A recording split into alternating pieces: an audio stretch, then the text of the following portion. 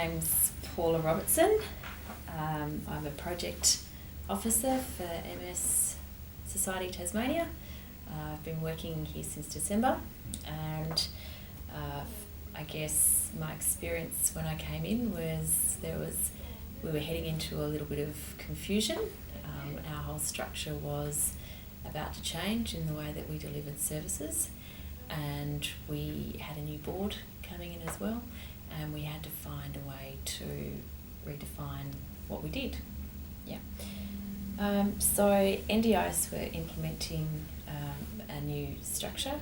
We had to look at our consumers and find a way to engage and listen as to what they wanted us to deliver in the future.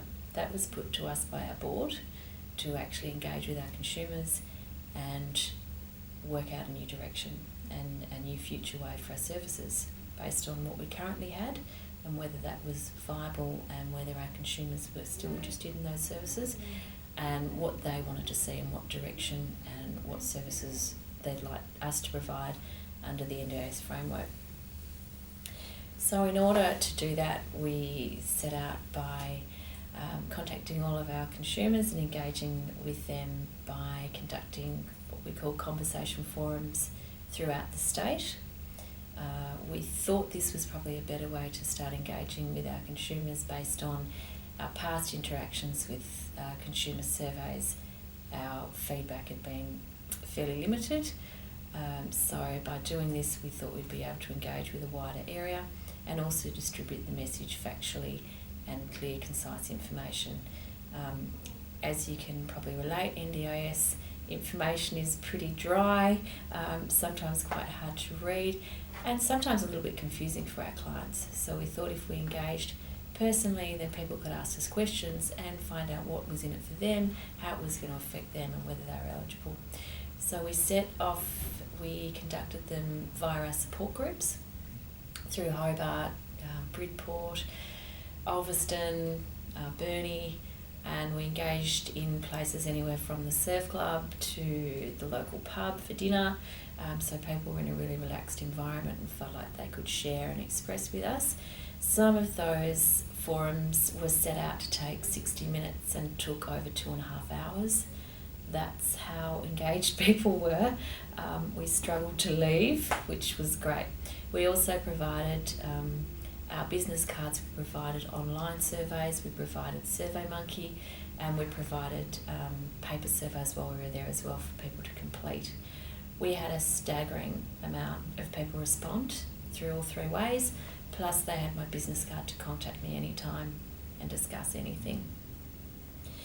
The main complication we had out of conducting the conversation forums was the framework's actually called the National Disability Insurance Scheme, and our clients or consumers didn't view themselves as being disabled. So people weren't actually even aware that they could engage or be eligible for a scheme that could potentially change their life. So in order to overcome that, we didn't focus on the disability services provided because we felt that it actually put people on the back foot. We've purely focused on the holistic approach and how NDIS could help their quality of life and their life journey. So not just what government's potentially done in the past and thrown a quick fix and here's some money, this will fix it quickly. It was going to be an annual payment that they were going to receive for up until they're 65.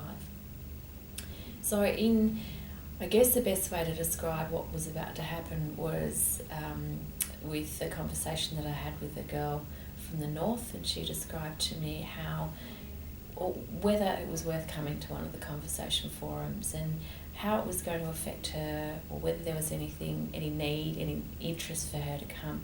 So during that telephone conversation, we found out, she was working full time, she was a busy mum, she had a family.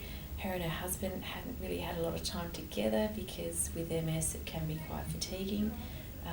So as she was discussing, she gets home from work, she's extremely tired, she has little ones to look after, and then she really goes to bed probably about 7:30.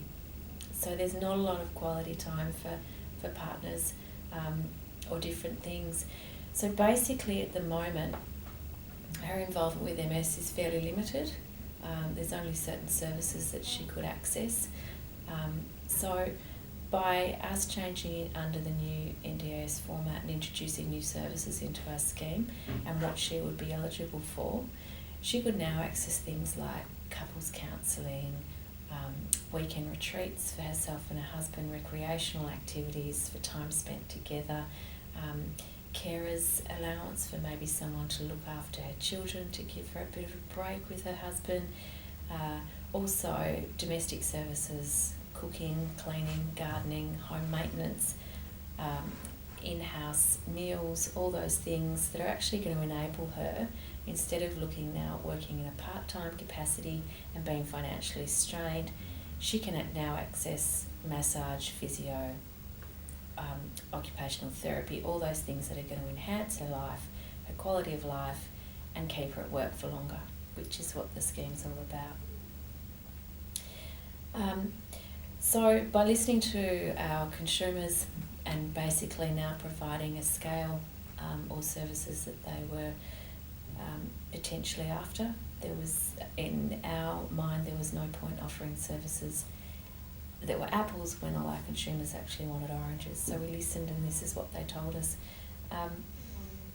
So through that we developed a model of care which actually engages our core business, and it's also for our consumers and ourselves and our staff, so that we're all delivering the same service structure. We've also had our consumers engaged in that. Their feedback was basically that we hadn't probably reviewed their services as often as we should have. We probably didn't have a lot of the types of services that they wanted us to have. So by doing that, we actually created that, which is really lovely for our clients to actually see exactly what we do, how we do it, and the model that they can take. On the journey, I guess we have, in the end, just really listened to what our consumers were telling us, what they wanted, what we needed to do.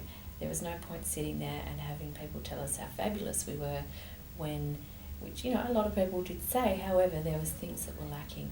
And by working harmoniously with our consumers, our board, our management, and putting new structures in place to take us into the future, I think now that everyone has a really clear platform and really clear direction of what we will be offering, how we're going to offer it, and the timeframes in how it's going to be done and achieved.